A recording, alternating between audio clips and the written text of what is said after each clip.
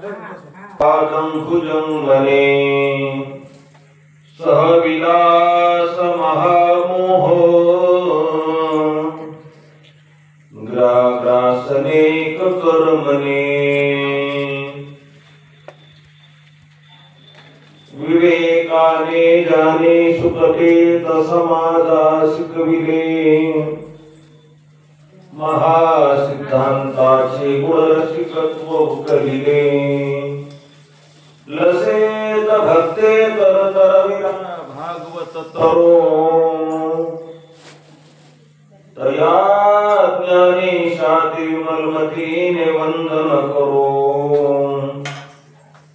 नमो सद्गुरु तुकया ज्ञानदीपा नमो सद्गुरु सच्चिदानंद रूपा नमो सद्गुरु भक्त कल्याण मूर्ते नमो सद्गुरु भास्करा पूर्ण कीर्ती ओम नमो भगवते गजाननाय दर्शन मात्र दुःख दहानाय विदेह देह दिगंबराय आनंद कंद सच्चिदानंदाय परम हंसाय अवधूताय मनोवांछित फलप्रदाय अयोनि संभव महासिद्धाय गण गण गणात पोते महामंत्राय सर्व यंत्र मंत्र तंत्र स्वरूपाय सर्व संपुष्टं फलं स्मरामि गुरुर् ब्रह्मा गुरुर्विष्णु गुरुर्देवो महेश्वरः गुरुर् साक्षात् परब्रह्म तस्मै श्री गुरवे नमः गण गण गणात बोते गण गण गणात बोते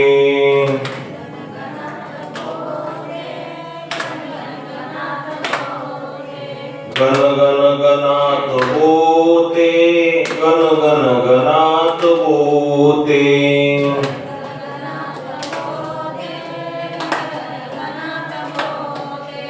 गण गण गणात गण गण गणात गण गण गणात बोते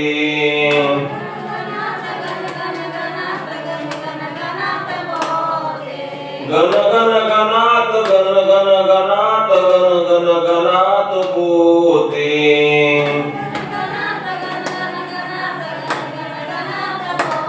आ गण गण गणात बोते गण गण गणात बोते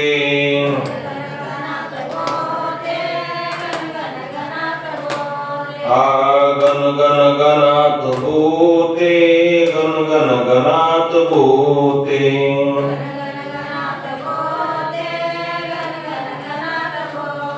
पुंडलिका वरदारी विठ्ठल श्री ज्ञानदेव तुकाराम पंढरीनाथ भगवान की जय राजाधिराज योगीराज परम सद्गुरु संत गजानन महाराज की जय प्रभु रामचंद्र भगवान की जय पवन सूत हनुमान की जय छत्रपति शिवाजी महाराज की जय श्री गणेशाय नमः श्री सरस्वती नमः श्री गुरुभ्यो नमो नमः जय जय सच्चिदानंद श्री हरे कृपा करावी लोकरे तुम्ही पतनांच्या वरी कधी कठोर न झालात परम पावन अशया धांदरवाडी नगरीमध्ये संत गजानन महाराज प्रगट दिनाच्या निमित्ताने संत गजानन महाराज विजय ग्रंथ चरित्र कथा सर्व गावकरी मंडळीच्या सहकार्याने या ठिकाणी कालपासून आपण ही कथा पाहत आहोत. सर्व महिला मंडळी सर्व पुरुष मंडळी यांच्या चरणी समर्पित होऊन नतमस्तक होऊन आजच्या कथेला आपण या ठिकाणी प्रारंभ करायचा आहे. तो करुणेचा सागर तो दीनजनाचे माहेर तो भक्तासे साचार कल्पतरुवा चिंतामणी. संत गजानन महाराजांचे चरित्र काय आपण ऐकायचं. संत गजानन महाराजांच्या चरित्राचा आणि आपल्या जीवनाचा काय संबंध आहे.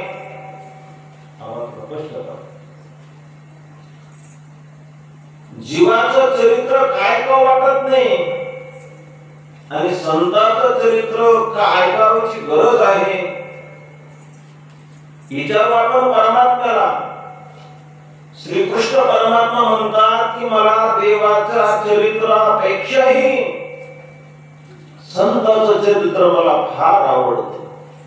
केवढं आवडतं असं जर विचारलं तर देव म्हणताय तेही प्राणा पुरवते आवडते मज विरोधे जे भक्त चरित्राते प्रशंसती. कृष्ण परमात्मा ज्ञानेश्वरीमध्ये म्हणतात की मला संतांचं चरित्र माझ्या प्राणापेक्षाही जास्त आवडतं. आणि प्रत्येकाला सगळ्यात जास्त आवडती गोष्ट कोणती. प्राण. माणसाला इंद्रिय जास्त आवडते इंद्रियापेक्षा प्राण जास्त आवडतो. प्राण जास्त आवडतो. किती आवडतो ऐका. बिरबल आणि बादशाहची कथा आलेली.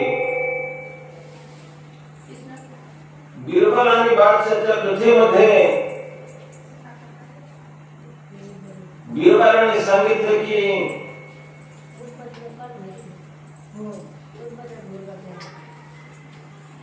सगळ्यात जास्ती माणसाला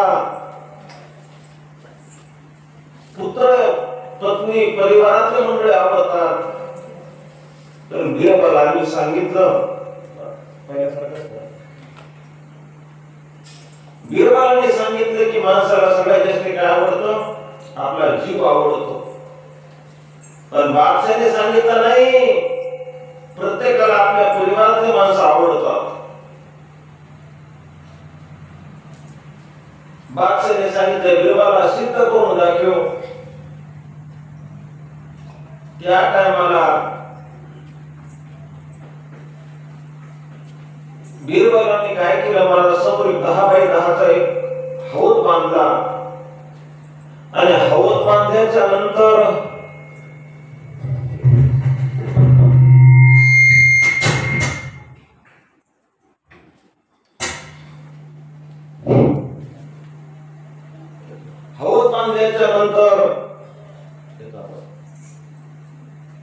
त्या हौदामध्ये महाराज पूर्ण पाणी भरलं आणि पाणी भरल्याच्या नंतर त्या पाण्यामध्ये महाराज एक मागडी आणि तिचं छोटस पिल्लू त्यामध्ये सोडलं. सोडल्याच्या नंतर महाराज त्या पाण्याकडे पाहिलं. त्या मागडीनं ते पिल्लू उचलून घेतलं. बादशाहने सांगितलं बिरबला मी तुला काय म्हटलं होतं की माणसाला सगळ्यात जास्त आपल्या परिवारातले माणसं आवडतात.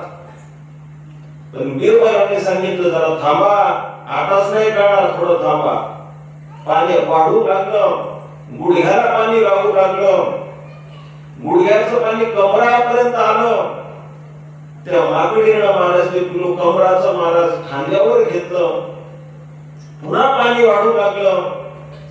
वाढत असलेलं पाणी पाहिल्याच्या नंतर महाराज त्या माकडीनं तेच पिलू आपल्या डोक्यावर घेतलं. पण ज्या कामाला त्या माकडीच्या तोंडात पाणी जाऊ लागलं त्या कामाला त्या माकडीनं डोक्यावरचं पिलू पायाखाली दाबलं आणि त्या पिलाच्या डोक्यावर उभा राहिली. सरकार आता सांगा, माणसाला प्राण प्यारा आहे का पुत्र प्यारे आहेत? त्या टायमाला बादशाने सांगितलं की बिरबाला तू म्हणतो ती गोष्ट खरी आहे. माणसाला सगळ्यात जास्त काय आवडतं? प्राण आवडतो, प्राण. आता जर कोणी सांगितलं, जर कथा नाही ऐकली तर घरावर भूकंप होणार आहे, तर बसायला जागा बस राहील काही, तर बसायला जागा. जे मंदिरात आले त्यांना लोक म्हणजे तुम्ही बाजूला व्हावं, अजून आम्हाला जागा द्या. सगळ्यात जास्त आवडतो माणसाला प्राण. कृष्ण परमात्मा सांगतात की जसा सगळ्यात जास्त आवडणारा प्राण आहे, पण मला मात्र गजानन महाराज प्राणाच्या पलीकडे आवडतात. तीही प्राणा पुरवते, आवडते मग निरोते. जे भक्त चरित्राते प्रशंसित, जे माझ्या भक्ताचं चरित्र करतात, जे माझ्या भक्ताचं चरित्र ऐकतात, जे माझ्या भक्ताचं चरित्र ऐकण्याकरता वेळ खर्च करतात, ते मला प्राणाही पलीकडे आवडतात. काहीचा वेळ कथेमध्ये खर्च होतो आणि काहीचा वेळ मात्र नातू पंतू सांभाळण्यामध्ये किंवा टीव्ही पाहण्यामध्ये खर्च होतो. आमच्याकडच्या महिन्याला संध्याकाळी 8 वाजता जेवण झाले की जे फोन चालू होतो जावायला ना तर तिकडं बहिणीला 10 वाजू 11 वाजू तरी फोन बंद राहतो. तुमच्याकडच्या महिला चांगल्या सगळ्या कथा ऐकण्याकरता उपस्थित राहते. परमात्मा सांगतात की संत मला प्राणही पलीकडे आवडतात आणि त्या संताच्या यादीमध्ये संत गजानन महाराज आहेत. गजानन महाराजांचं जीवन, गजानन महाराजांचं चरित्र, गजानन महाराज देवाला फार आवडतात. ऐसा तुझा अगाध महिमा संत गाती राघव रामा, दास गुण पुरुषोत्तमा पावविला करू नका. असा संताचा अगाध महिमा आहे. आपण किती जरी वर्णन करायला गेलो तर संताचा महिमा वर्णन करण्याच्या कसा आहे पलीकडेच आहे. असो पंकटलाल घरी राहते झाले साक्षात्कारी, दिन दुबळाचा कैवारी गजानन महाराज. बंकटलालच्या घरामध्ये महाराज गजानन बाबा या ठिकाणी गेलेले. ज्या टायमाला गजानन महाराज जाऊन बसलेले, घडलं काय? एके दिन काय झाले ते आता सांगतो वाहिले. महाराज होते बैसळे निदासन आनंदात. महाराज बसले घरामध्ये येऊन आणि घरामध्ये एका कोपऱ्यामध्ये येऊन बसलेले गजानन बाबा. पण बसल्यानंतर महाराज निरंजनीमध्ये महाराज मुद्रा लावून ते या ठिकाणी प्रभू रामचंद्राचं पांडुरंग परमात्म्याचं ध्यान करत या ठिकाणी बसलेले. साधू कुठेही बसला तर देवाला सोडून, देवाचा विचार सोडून साधू दुसरं चिंतन करत नाही. निजानंदामध्ये या ठिकाणी गजानन बाबा बसलेले. कुकुटाचे होते स्वप्न मदशी गवाहे पावन, व्रत करी नामस्मरण सेवरी पैसोनिया. पण त्या ठिकाणी जानराव देशमुख नावाचे एक व्यक्ती महाराज आतुरावर या ठिकाणी पडलेली आणि अंतकाळाचा जवळ आलेला आहे. अंतकाळ जवळ आल्यामुळे महाराज अंतकाळामध्ये महाराज चिंतन चालू आहे की बस आता मी या गावामध्ये या देशामध्ये थोड्या काळावरच आहे. माझा आता प्रवास संपलेला आहे आणि आपण प्रवास शेवटचा टप्पा जवळ आले की माणसाला विचार वाटतो की बस आता आपण या गावात 10 वर्षापर्यंत असेल आणि ज्यांना काही कळालं नाही त्यांना असं वाटतं की बस मरण सगळ्याला येणार पण मला मरण येणार नाही. आणि मरणोत्तर अवस्थेमध्ये या ठिकाणी जानराव देशमुख या ठिकाणी चिंतन करतायत, मनातले मनात विचार करतायत. परम भाविक सुवासिनी रतसणा समार्जनी वत्स धेनुषी पाहुणे तोंडू लागले तराटे. इकडे मात्र अंगणामध्ये महाराज गाय बांधलेली, सडा सामर्जन केलेले, अंगण या ठिकाणी स्वच्छ या ठिकाणी केलेले. घरातली लक्ष्मी ती घर लक्ष्मी खरी की अंगण घर या ठिकाणी महाराज रोज झाडते.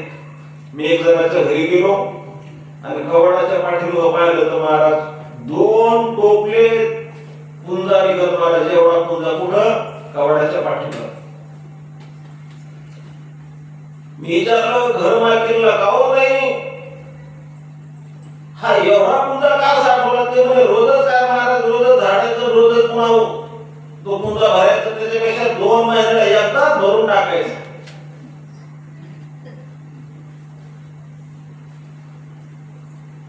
ज्या घरामध्ये कवडाच्या पाठीमागे पुंजा राहील, त्याच्या घरामध्ये महाराज रात्री जेवलेले खरकटे भांडे रात्रभर घरात राहतील, त्यांच्या घरामध्ये लक्ष्मी कधी राहणार नाही, त्यांच्या घरामध्ये कधी लक्ष्मी या ठिकाणी वास करणार नाही. आनंदामध्ये गोठ्यामध्ये गाय बांधलेली गाय हंबरडा फोडते. देशमुखाच्या सून अंगणामध्ये या ठिकाणी सडा सामर्जन करतायत. आणि अशा पूर्ण पावन काळामध्ये महाराज घडलं काय? ऐशाचरम वेळेस एक साधू शिगावास येता झाला दर्शनास गजानन साधूच्या. तो भिकारी गोसावी मान्यता त्याची राहावी. उठून या सांगा बरवी श्रीमंता मंडळीस. आणि अशा रम्य वेळेमध्ये अशा शुभ काळामध्ये त्या घरामध्ये महाराज कोण आले? तर या ठिकाणी महाराज गजानन बाबा या ठिकाणी आलेले. आणि त्या गजानन महाराजांना पाहिल्याच्या नंतर महाराज एक काशीचा पंडित त्या ठिकाणी आलेला आहे. काय म्हणतोय तो?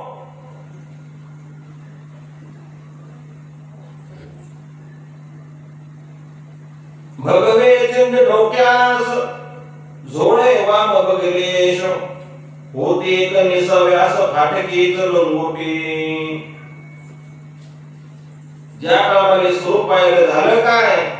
दर्शनाशी भिडफार हो लागते साचार. अशा स्थितीत मिळवणारा सवडत शेती कोसाव्यास. माणसं खोट्याच्या पाठीमागे जास्ती लागतात, सोंग घेणाऱ्याच्या पाठीमागे जास्ती राहतात. सोंग करणारा चमत्कार करणाऱ्याच्या पाठीमागे लोक भरपूर या ठिकाणी राहतात. परंतु खऱ्याच्या पाठीमागे कोण राहतं महाराज? म्हणून जास्ती सोनाराच्या दुकानात गर्दी असते, काय जास्ती भाजीपाल्याच्या दुकानात गर्दी असते. बाजारात गर्दी कोण आहे? जास्ती गिराईक कोणा दुकानात येतात? भाजीपाल्याच्या दुकानात गिराईक जास्त. आणि सोनाराच्या दुकानात गिराईक दिवसात 1 किंवा 2.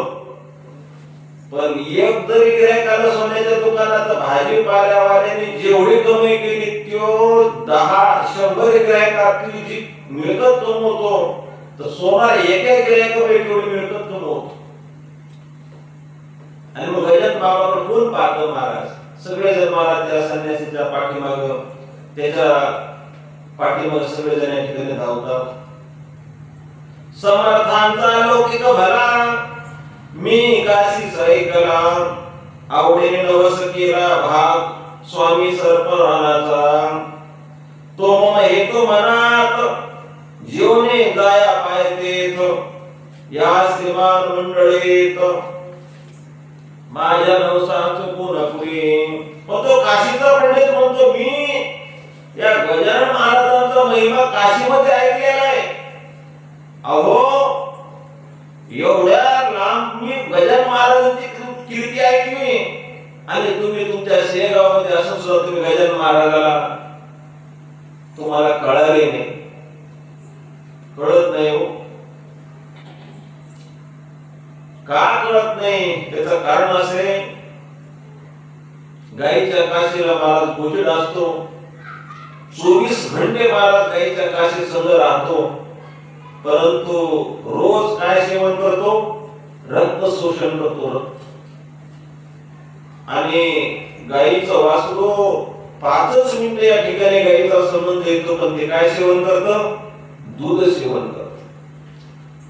तसं काही माणसं दया आली आणि त्या गोचडाला विचारलं, भल्या माणसा रक्त काय सेवन करतो, त्या कामाला गोचड म्हणतो, खरं सांगा रक्त सेवन करण्याचा जो आनंद आहे ना, तेवढं दूध सेवन करण्यामध्ये आनंदच नाही. तसं माणसाला संसार करण्यामध्ये जेव्हा आनंद वाटतो का, तेवढा आनंद परमार्थामध्ये वाटतच नाही. परमार्थ या ठिकाणी आवडत नाही. आवडत नाही विचारून ज्ञानोबाला. ज्ञानोबा म्हणतात, विषय विषयाचा बळी पाडू, गोड परमार्थ लागे कडू, आणि कडू विषय तो गोड जीवा असे. अरे प्रपंचामधलं जर एखादं कार्य असेल तर माणसं वैभवात करतात, पण संतांचं जर कार्य असेल तर तिथं मला आमंत्रण पाहिजे, मला मोठेपणा दिला पाहिजे. ते भगवंताच्या कार्यामध्ये संतांच्या कार्यात काय मोठेपणा करतो. अरे परमार्थामध्ये माणसाने लहान झालं पाहिजे आणि संसारात माणसाने मोठं झालं पाहिजे. संसारातलं मोठेपण जे आहे हे खरं मोठेपण नाही, आणि परमार्थातलं मोठेपण जे आहे ना, ते परमार्थातलं मोठेपण मोठं होण्यात नाही, परमार्थातलं मोठेपण लहान होण्यात आहे. म्हणून तुकाराम महाराज म्हणजे लहानपण, पण इथं आता लहान व्हायला कोणी तयार नाही. प्रत्येकाला असं वाटतं मी काय झालं पाहिजे, मोठं झालं पाहिजे. अरे शेगाव मध्ये गजानन महाराज असताना तुम्हाला कळत नाही, साधं तुम्हाला ओळखता आले नाही. मी गजानन महाराजांची कीर्ती काशीमध्ये ऐकली, असं तो या ठिकाणी गोसाई म्हणू लागला. भक्त जे इच्छा करेत ती ज्ञाता पुरवेत, अंजनीच्या व्रतांताना मनी आपुल्या. अरे साधूकड तुम्ही मागायची गरज नाही. आपण जर साधूकड मागत असतो आणि नंतर साधू देत असतो तर साधू कसले ते साधू तू असतो की ज्याला तुम्हाला काय पाहिजे आपोआप कळतं, मागायची काय गरज आहे. गोसाव्यास बुटी काढले, हातावर घेऊन येत होते, चिरमेत घालून पाहिजे पुण्य पुरुष गजानना. आणि मग ते सगळं गजानन महाराज स्वरूप पाहिलं, आणि स्वरूप पाहिल्यानंतर महाराज आपल्या हाताजवळची भुकटी काढली आणि ती महाराज गजानन महाराजांच्या चिरमेमध्ये भरली आणि गजानन महाराजांच्या हातामध्ये ती चिरम दिली. तर महाराज आग्न लावता ती चिरम या ठिकाणी पेटल्या गेली. काही दिवस राहून गेला गोसावी निघून, आपण धन्य म्हणून रामेश्वराकारणे. अरे कोण असा महात्मा असेल की ज्या महात्म्याचं अग्नीवर या ठिकाणी काय आहे, अधिकार आहे, अधिकार. आपल्या घरी आपण अग्नी पेटवतो, पण आपला हाताने पेटवता येतो का? आपला काय करावं लागतं, काड्याची पेटी असल्याशिवाय आपला अग्नी पेटवता येत नाही. म्हणजे आपण अग्नीच्या अधीन आपण आहोत. पण गजानन महाराजांचं असं सामर्थ्य की गजानन महाराज आपल्या सामर्थ्याने त्यांनी ते अग्नी काय केला, पेटवला. ऐसा गजाची पहिली प्रथा ते ठाई तत्वता, बरे व्यसना धिनन चले समर्था ते. कधी गवस्या समान अन्य अन्य रागवून, एकाचे पदार्थ गाऊन दाखवावे निजलीला ते. चंदन चावरी बिरले पतेस प्रेम भारी या पदा काया ती आनंदात येऊन यावरच्यावरी म्हणावे व्याधे शरीर बाळवले शक्ती पार निघून गेले प्रयत्नाची कमाल केली वैद्याने आपुल्या तर इकडे जो जानराव देशमुख होता ना महाराज अंतकाळ जवळ येऊ लागला अंतकाळ जवळ जसा जसा येतो ना तसा माणसाला या ठिकाणी मरणाची आठवण होते आणि माणूस बसल्या बसल्या चिंतन करतो मला असं वाटत होतं की नातीचं लग्न माझ्या डोळ्यांनी पाहिलं पाहिजे माझ्या समोर नातीचं लग्न झालं पाहिजे न जाणो लग्न होतं का आपल्याला ते वादवर घेऊन जातो मला अशी इच्छा होती की आता शिंदे साहेबांनी फुकट एसट्या केलेल्या आहेत त्यांना पंढरपूरला जाऊन यायचं कितव्या वर्षी 85व्या वर्षी पंढरपूरला जाऊन यायचं पण पोरं नेते का नाही असं चिंतन चालू राहत आणि मग त्या कामाला 3 प्रकारचं चिंतन चालतं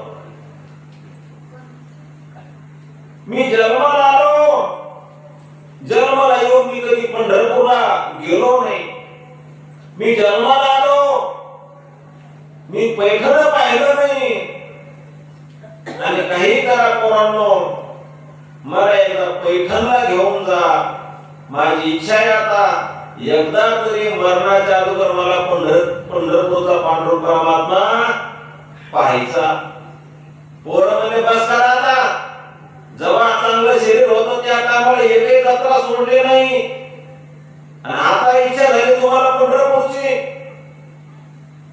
मग तेथे न चले काही सत्ता संपदा राहील ठाईचे ठाई पुढे संचित नीलवाई तुका म्हणत यमाज्ञा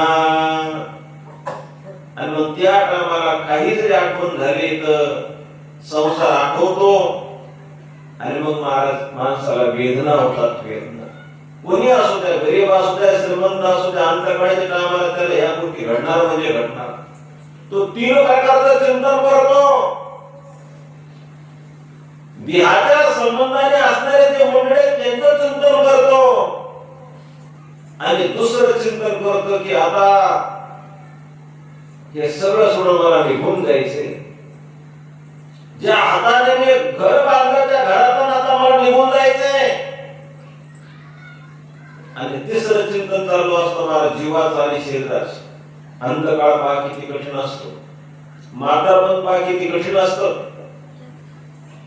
म्हातारपणामध्ये माणसाला असं वाटतं की मुलाने आपलं ऐकायला पाहिजे पण मुलं आपलं ऐकत म्हातारपणामध्ये वाटतं सुनाने आपलं ऐकायला पाहिजे पण सुना आपलं ऐकत बर सुना आपलंच ऐकत नाही तर कोणाचंच ऐकत नाही मालकच ऐकतच ना सासूबाईचं निर्णय ऐकत पण ऐकत कोणाचं मालक म्हातारपण असे की म्हातारपणामध्ये अन्न पचन होत नाही पण चांगलं माणसाला खाऊ वाटत म्हातारपणामध्ये त्याचं कोणी ऐकत नाही पण त्याला सांगितल्याशी गप्प राहू वाटत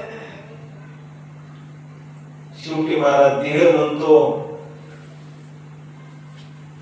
जीवा तू आता जाऊ नको आणि जीव म्हणतो देहाला हे पाय शरीरा तुझा आणि माझा आता 90 वर्षाचा संबंध होता मी आता तुला सोडणार आणि माझा दुसरा देह आता धारण करणार वासांशी जीर्णानि यथा विहाय नवानि गृह्णाति नरोपराणि मी आता देह बदलणार तर शरीर म्हणतो तू मला सोडून जाऊ नको तू जर मला सोडून गेलास तर माझ्या शरीराला काही किंमत राहणार आपल्या सगळ्यांना जी किंमत आहे सध्या ती कशामुळे फक्त शरीरामध्ये जीव आहे जर शरीरातला जीव निघून गेला तर पोथी सांगणारा महाराज पुन्हा कथा सांगणार आणि तुम्ही सुद्धा जवळ बसणार का बरं मेल्याच्या नंतर माणसाचं प्रेम घरामध्ये तर 1 महिना ठेवतात, हा मेल्याच्या नंतर मागे किती दिवस ठेवतात? मेल्याच्या नंतर लय झालं 1 दिवस, याच्या पलीकडे नाही. बरं एखादा जर श्रीमंत असं तर त्याला काय 2-4 दिवस ठेवतात का? नाही. मग हे सगळ्यात जावं श्रीमंत यांचं ते 4 दिवस राहत्या घरामध्ये. येणे काचाचा बंगला बांधलेला आहे, नंबर 1चा 50 लाखाचा बंगला आहे, राहू द्यांचं प्रेत 4 दिवस. असं कधी घडतं का? घडत नाही. आणि म्हणून जीव म्हणतो शरीरा मी तुला सोडून जाणार, आणि शरीर म्हणतो तू जर मला सोडलं तर हे लोक मला आता काय करतील? फुकून देतील, फुकून. प्रेत म्हणून माझ्या जवळ कोण येणार नाही. अरे तू आहेस म्हणून मला किंमत आहे. कान आहेत परंतु असून ऐकू येत नाही, तोंड आहे बोलता येत नाही, पाय आहेत चालता येत नाही, डोळे आहेत पण पाहता येत नाही, अशी अवस्था होती. अशीच अवस्था जानराव देशमुखांची झाली होती. आता अंतकाळाजवळ आला होता आणि अंतकाळामध्ये चिंतन चालू होतं, जे मी तुम्हाला सांगितलं असं चिंतन चालू.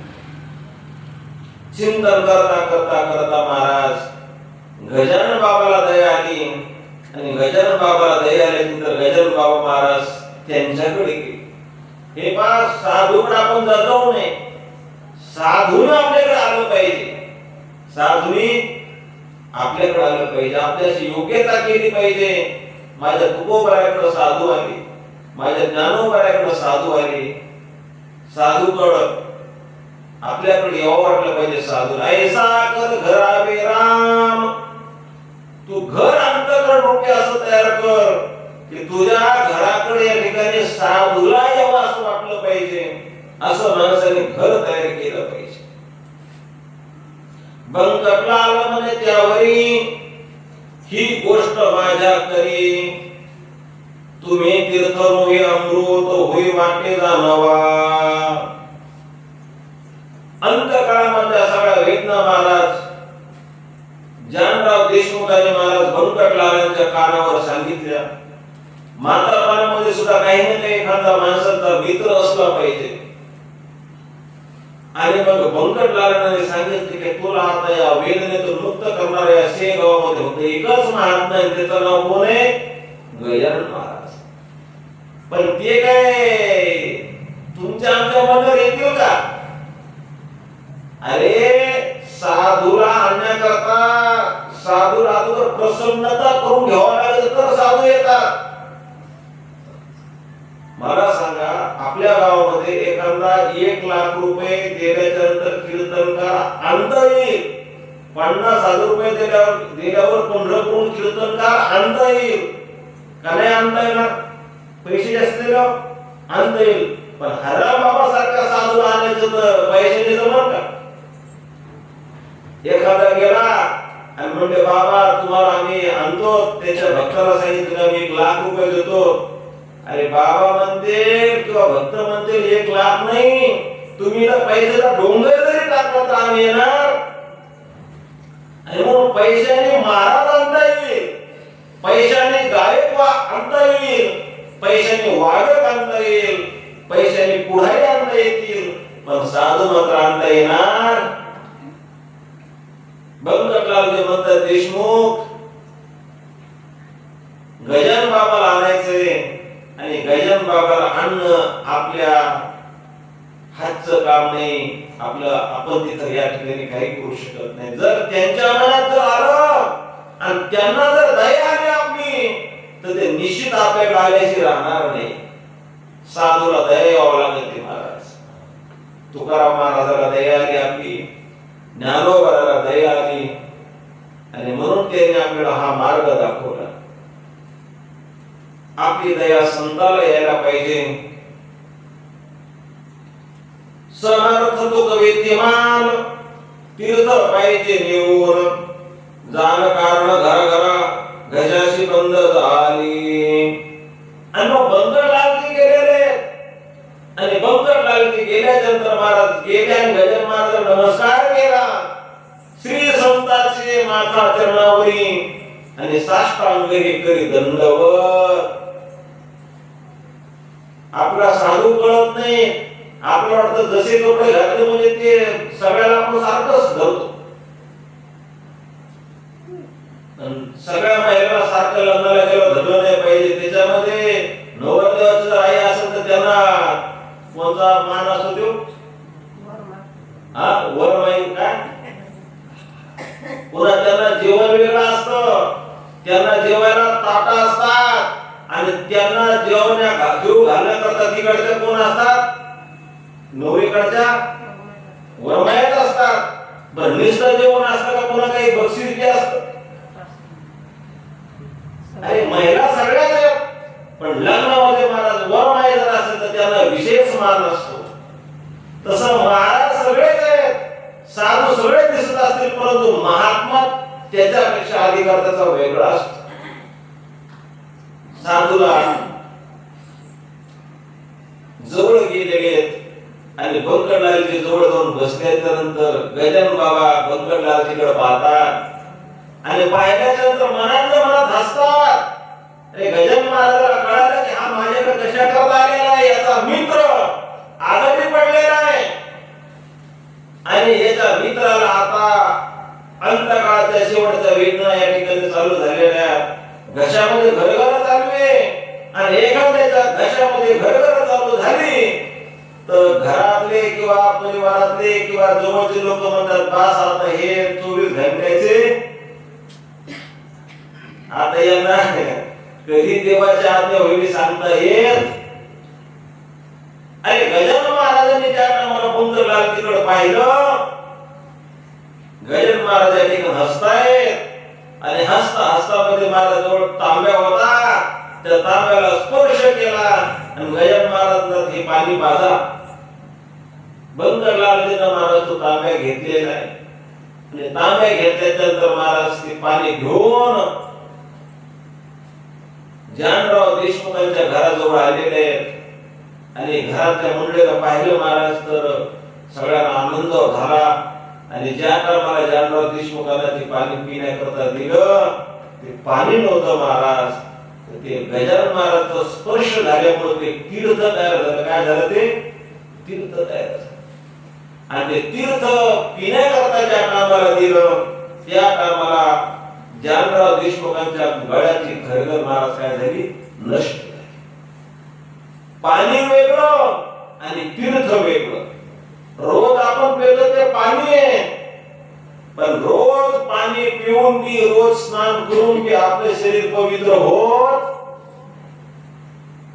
अरे गंगेचं तरी पाणीच आहे, पण गंगेचं पाणी पाणी नाही, ते तीर्थ आहे. म्हणून तर आता महाराज 50 कोटी लोक, करोड लोक कुंभमेळ्याला स्नान करायला गेले होते. तिथं काय विशेष होतं? तीर्थामध्ये स्नान होतं. ते पाणीचे म्हणजे तीर्थ आहे आणि तीर्थाला पाणी म्हणता येत. पाणी होतं पण आता गंगेत असल्यामुळं ते तीर्थ झालं महाराज आणि पवित्र झालं. आपल्या घरचं पाणी शुद्ध आहे का पवित्र आहे? आपल्या घरचं पाणी पितो आपण रोज, हे पाणी शुद्ध आहे का पवित्र आहे? शुद्ध आहे, पण पवित्र अजिबात.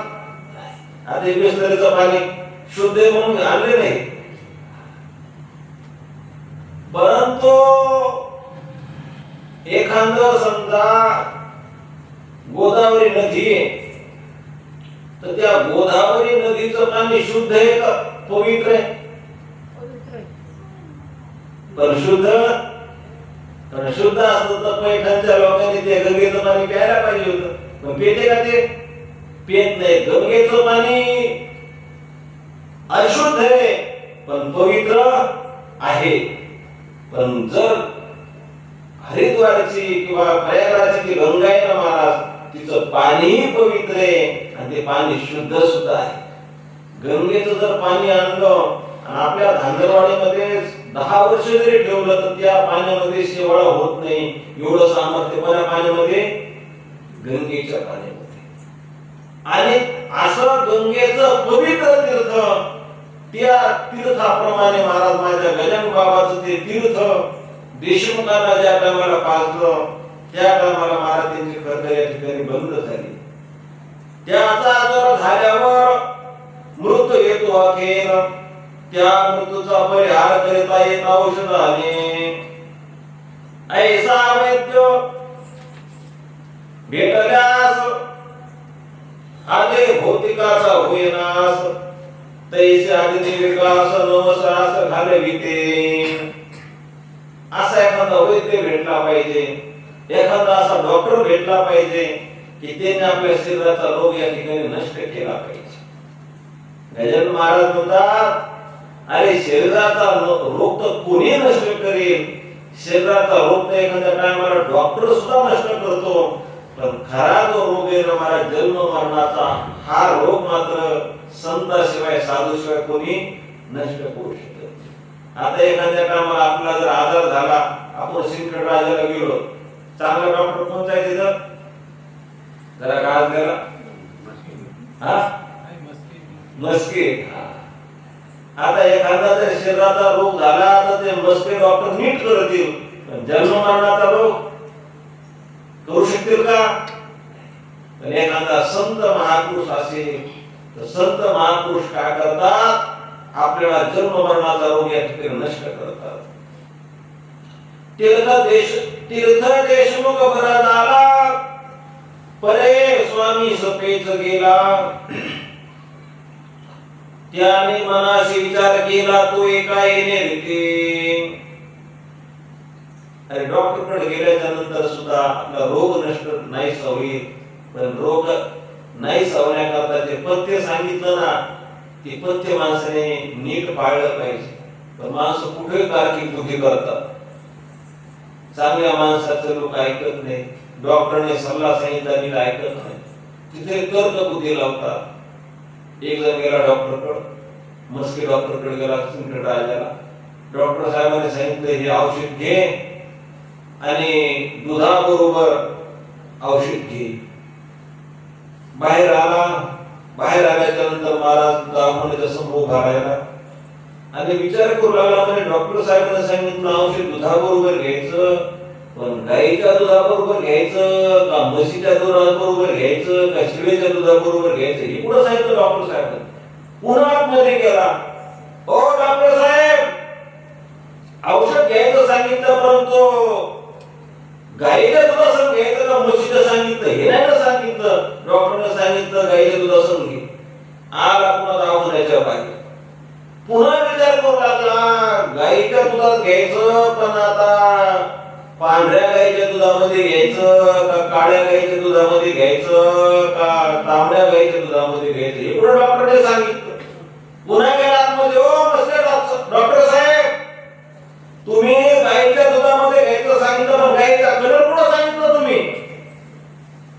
डॉक्टर साहेबांनी सांगितलं पांढऱ्या गाईच्या दुधामध्ये घे. आला पुन्हा दवाखान्याच्या बाहेर, पण विचार करू लागला, त्या गाईचं तिला शिंग आहे का नाही, खांदा आहे का नाही, कसे असं तर्क करणारा, तर्क बुद्धीने चालणारा.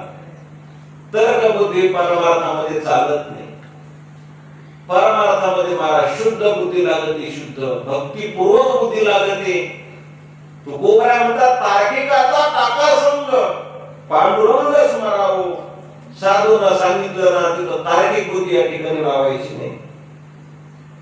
जेथे साधू सज्जन तेथेच मंद निर्वाण, हिरेगार एकवटून आणि खाणी माझी राहते. पण जिथं साधू आहेत तिथंच वाईट लोक असतात, जिथं हिरे मला तिथंच गारे असतात.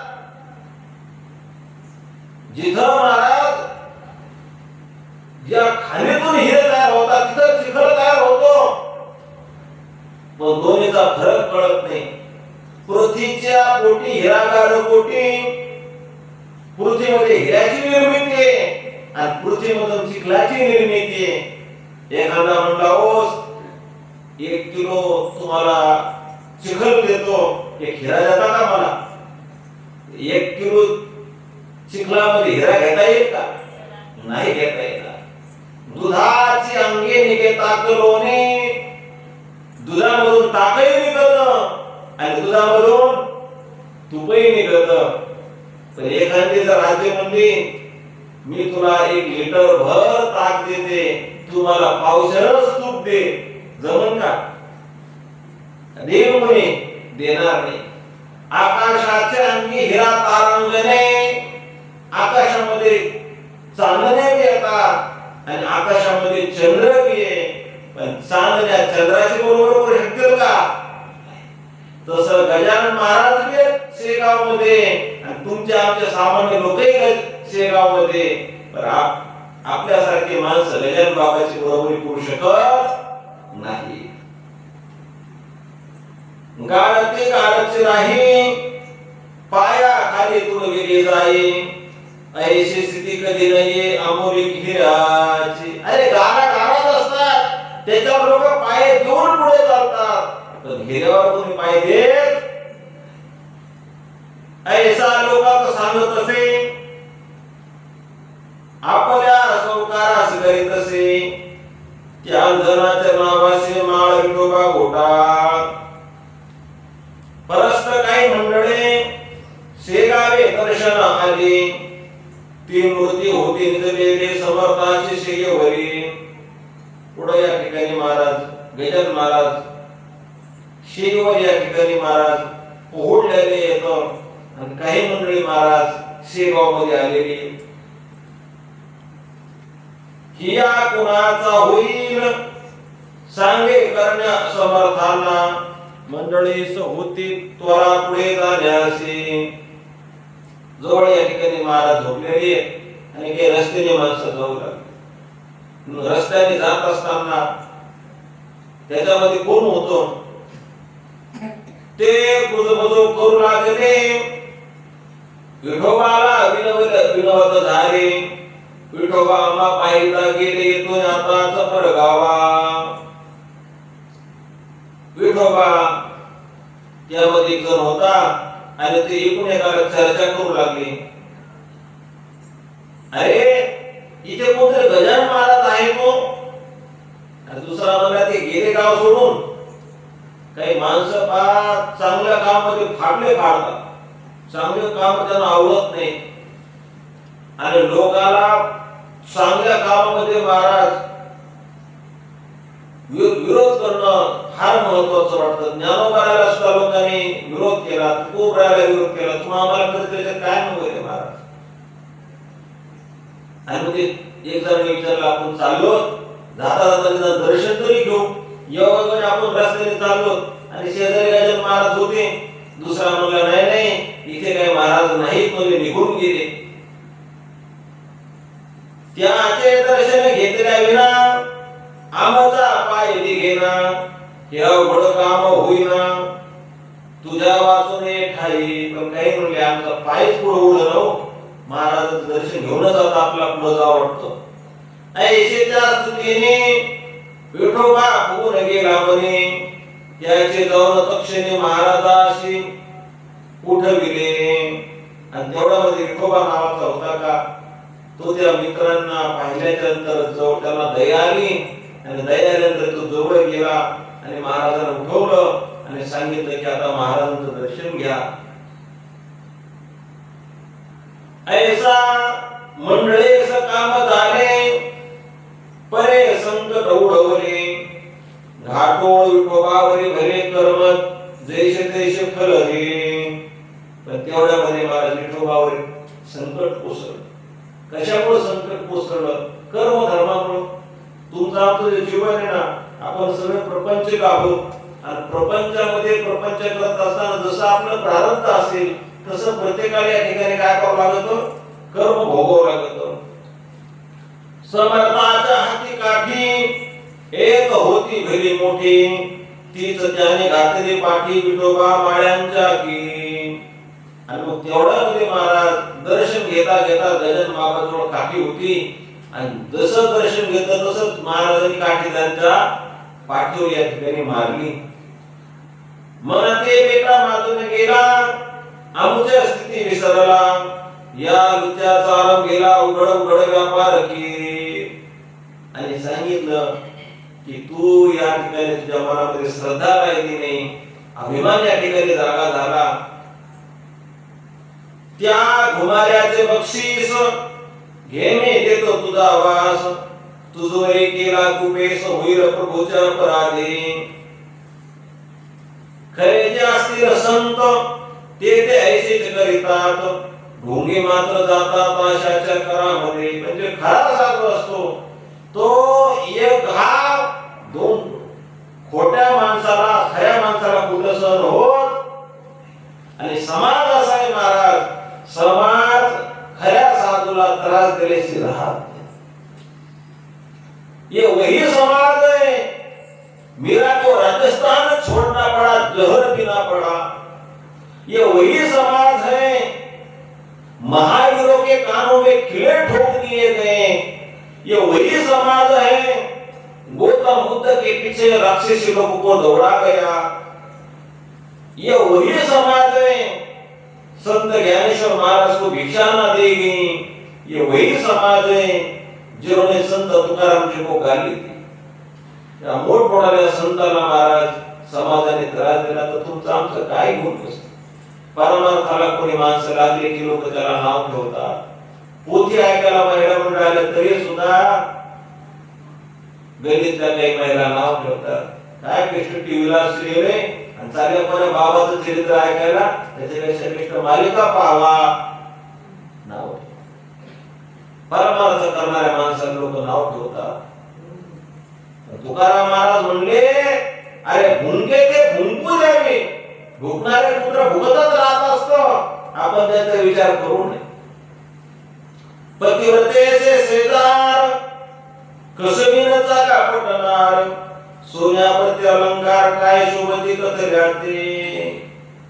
आणि पतिव्रता स्त्रीच्या गळ्यामध्ये मंगळसूत्र लोखंडाचं असल चांदीचं असल पण तिच्या भाईती काय मंगळसूत्र आहे. तसं भक्ताच्या भाई भगवान परमात्मा हा पती आहे. आणि म्हणून अनेकाची स्तुती अम्मा ब्रह्महत्या एक वाचून या विठ्ठल अशी.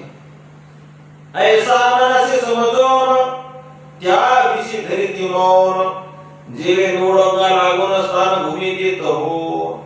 अशा टायमाला माणसाने मौन धरलं पाहिजे. एखादा विरोध करत असेल तर आज्ञेने म्हणून सोडून दिलं पाहिजे. कारण आज्ञेने माणसाने जास्त राहू नये. शास्त्र सांगतो उपदेशो हि मूर्खाना प्रकोपाय न शांते, पयपान भुजंगानं केवलम विषवर्धनम. अरे उपदेशो हि मूर्खाना, मूर्ख माणसाला उपदेश केला त्याचं ज्ञान वाढत नाही, त्याचा अभिमान वाढतो, अहंकार वाढतो. प्रकोप आहे ना शांत आहे, त्याच्या नादी लागायचं नाही. पण एक म्हणला नाही सगळ्या धांदरवाडीमधल्या लोकांना घेऊ सापाच. कोणाला साप आवडत, कोणी सापाला मांजर घेऊन कोणी नाही. साप म्हणला तर लोक उठून पळतात. कीर्तनात बसू द्या नाही तर पोथी ऐकण्यात बसू द्या, साप कोणाला आवडत नाही. दुसरा म्हणला अरे पण सापाची भीती, पण सापाच्या काय सगळ्या शरीरात थोडंच विष असतं. सापाचे विष कशात असतं? दातात असतं. एक जर म्हणला आपण हे काम पूर्ण त्या सापाला एवढं दूध पाजो, एवढं दूध पाजो, त्या सापाच्या शरीरात दुधात जास्ती झालं ते विष राहणारच नाही. आणि एकदा दूध जास्ती त्याने पिलं की मग ते कोणाला जरी चावला तरी कोणी मारणार. एका माणसाने महाराज 12 वर्ष नियम केला. 12 वर्ष कशाचा? सापाला दूध पाजण्याचा. आणि 12 वर्ष झाल्यानंतर तो म्हणला लोकांना धांदरवाडीच्या आता ह्यो आमचा पाळलेला साप, याची भीती अजिबात कोणाला. आता ह्यो चावला तरी मारणार नाही कोणी. आणि नेमकं एक जण महाराज प्रयत्न केला 13व्या वर्षी. जसा जवळ गेला आणि जसा दंश मारला तसाच तो मेला. का? अरे सापाला कितीतरी दूध पाजण्याचा प्रयत्न केला तर सापाच्या दुधामधला परिणाम होणार नाही. उलट सापाने जर ते दूध पिलं तर त्याचं रूपांतर विषामध्ये होतं. म्हणून उपदेश अज्ञानी माणसाला, मूर्ख माणसाला आपण किती जरी सांगितला त्याचं ज्ञान वाढणार नाही, त्याचा अभिमान वाढतो. म्हणून एकनाथ महाराज म्हणले आपली वाचा खर्च करू नये. हरिपाठामध्ये प्रमाण नाही महाराज, व्यर्थ आपली वाचा शिरवू नये. काय ते अगोदरच व्यर्थ आपली वाचा त्यांच्या नादी लागून आपण खर्च करू नये महाराज. व्यर्थ आपली वाचा शिवू नये.